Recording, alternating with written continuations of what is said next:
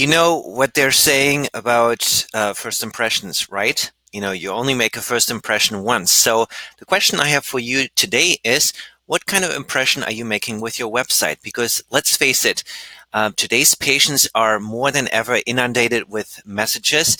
There are so many people out there trying to help them. They're trying to vie for their attention. So the question is, how can you stand out from the noise with a website that clearly articulates what kind of results you can help your patients obtain.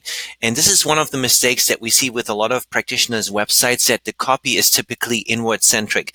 It's really only appealing to buyers that are ready to transact with you right now. And so the information that on these brochure style website that you usually find there is information about services, about pricing, about patient forms, how to serve patients, but it does very little to actually put your message out there. It's like, what kind of patients do we serve in the first place, and why are we the best place in our community to serve as a go-to practitioner for a certain condition? So that's really the key that your website needs to communicate. And so for us, attracting patients is very similar to dating. What's the goal when you try to date? Well, the goal is to get to first date so that you can get to a second, to a third, etc. date, right?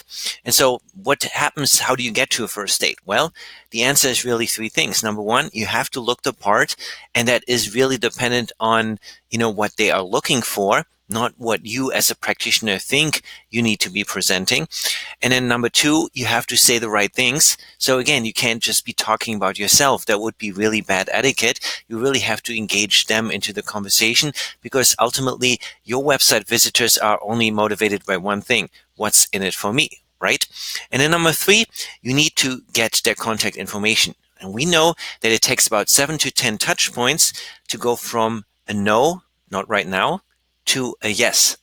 And you have to earn that right to get to a yes, to get them into a phone consultation where you can maybe talk to them one-on-one about what it is that you could help them with.